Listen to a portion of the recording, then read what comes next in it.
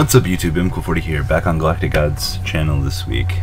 So guys, what's up? I'm Mkohl40. If you guys don't know much about me, you should check out my channel in the description of this video. You guys will get the chance to check out all my gadget content, regional videos, deck profiles, news, all sorts of interesting things. And while you guys are over there, check out GalacticGod's version of Gem Knights as well. And if you guys like what you see over there, support both of us by liking this video and clicking subscribe while you guys are over there. So we chose to do Gem Knights this time.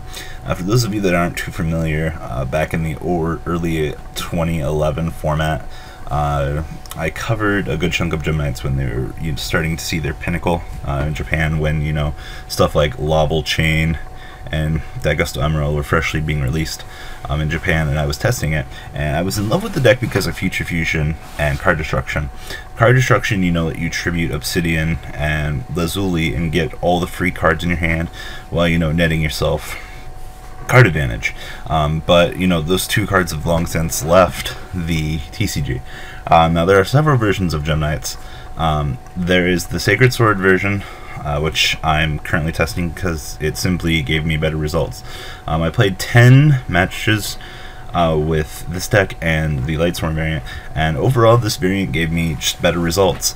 Yes, the Lightsworn build does have a little bit more random luck, quote unquote, in terms of the things that you can mill with this little recharge engine. Lumina, Lila, you get access to things like Levier, just things like that. But overall, testing this version, the Sacred Swords helped replace the potential card destruction that I had lost.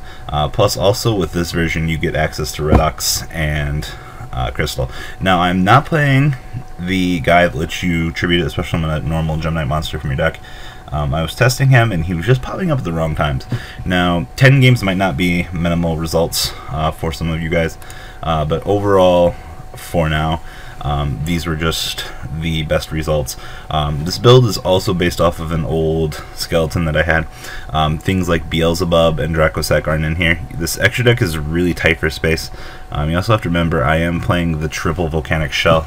A lot of Gem Knight players have steered away from Volcanic Shell.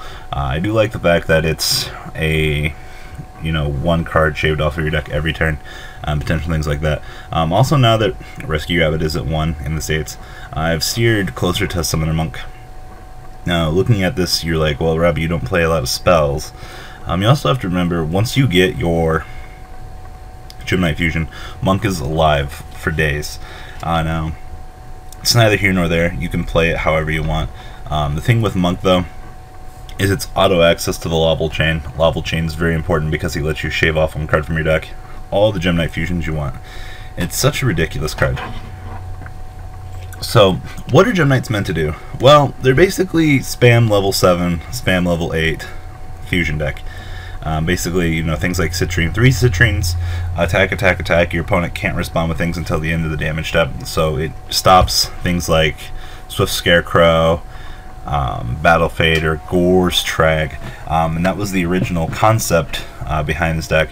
Was in the previous formats, attack with triple Citrine, make sure your opponent couldn't respond with anything, and then attack with your remaining monster for game, just to get the full advantage. Or if your opponent's low enough, you can punish them even harder. And the other thing was, it was also one of the first decks to give you guys access to multiple big eyes. This deck still does this very beautifully. Things like Redox now help out. With the loss of Reborn, Redox has pretty much filled the void for the potential Reborn target. But still, he also fuels the beautiful Sacred Sword. Outside of that, yeah, like I said, it's a fusion spam deck, the way it should be played. You also have to remember you're not playing any traps, so you better get ready to move when you get the chance. Also, a lot of players are going to be like, why only 2 Lazuli? The thing with Lazuli is I've never liked it much outside of the Lightsworn engine. The thing is, at least when it gets milled, you can trigger it, but in the other 9/10 of the time that I've ever played this card, I haven't really done anything else with it. Yes, it is nice to mill it off with Foolish Burial, just have additional targets, or mill it off with Card Trooper, just to reap the advantages of it. But I still feel, to me as a player, I only want 2, but that is purely and strictly my player preference. at this point in time. So overall, we're playing the 2 crystal. Like I said, it's your choice if you want to test this and play the tribute to summon him from the deck, a guy. I'm not quite sure what his name is, but he is level 4. That's your discretion. It's just for this time being, it's just 1 Sacred Sword target. As for rabbit targets, triple Garnet and triple Tourmaline. This hasn't changed, in my personal opinion.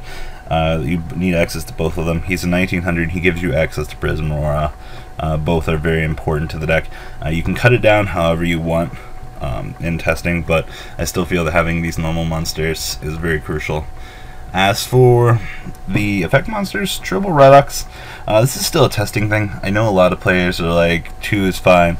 I did max out on the sword, so I can at least recruit for another Redox to shave off 1 more card from the deck, and at least set up additional Monster Reborn plays. Triple Armadillo, once again, it's the Stratos of the deck. Why would you not play triple of the Stratos?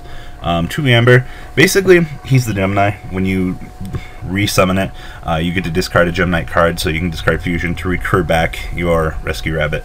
The odds of that happening are very slim, but the play is there. Triple Summoner Monk for key plays. 1 Rescue Rabbit. Alright, 2 Gem Turtle. I know a lot of people hate Turtle. Thing is, Turtle's just an additional search to Fusion, alright? 2000 defense and having to be flipped is not that hard to achieve.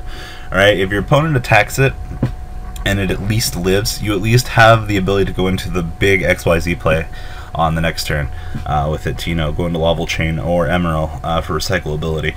Something that I know a lot of people don't like, but always having that free search for the Fusion has always helped me out in the long run. Triple Obsidian, I love this guy. Basically, when he's sent to the graveyard by card effect, I get to target 1 level 4 lower normal monster in my graveyard and special summon it. Do keep in mind that Gem Knights are normal monsters in the graveyard. 2 card Troopers, once again, just another player preference choice. I really do like Trooper, just because back in the day, and even now, he can suicide with Thunder King, take it out of the way, and let you continue searching on with your day. 2 Lazuli, 2 Volcanic Shell. As for the spells, triple Fusion, general recurability is beautiful with this thing. Triple Sacred Sword, draw power go-go. 1 Foolish Barrel, and then now that Heavy is gone, I've had to resort to triple MST. I know a lot of people particularly don't like triple MST in this deck, but you have to keep in mind that you are going to be boarding Royal Decree in theory, so you know you do have your trap support. Alright, as for the extra deck, 1 Emerald, 2 Laval Chain, 1 Pearl, and 2 Big Eyes. Now, you can drop a Laval Chain if you need, but you do have to remember that Veiler is a very real threat, and if your setup does get disrupted, you are going to have a bad time.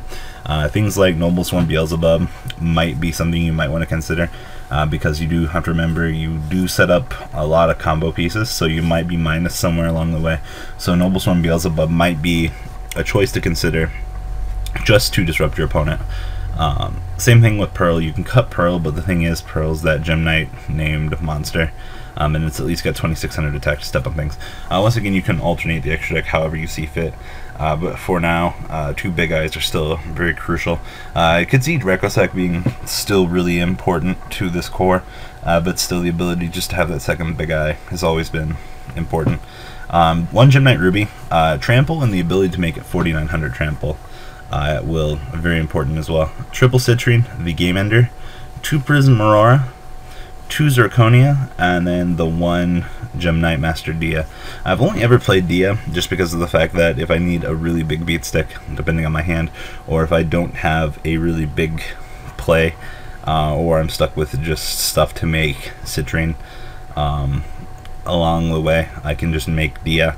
Have it be 3000 and get over anything that would be troublesome. The cost is kind of high, 3 Gem Knight monsters, but you know, it still does do its thing. So this is my overall take on Gem Knights. I hope my explanation on card choices have helped you guys understand my thinking process a little bit here. Still not the best with, you know, my thinking process, but should help. So guys, like this video to support GalacticGod. Please check out his video on my channel as well. Like it over there as well, and if you guys like what you see, please do subscribe, and I hope that you guys enjoy this end of the format Gem Knight deck special from me and GalacticGod. Later guys.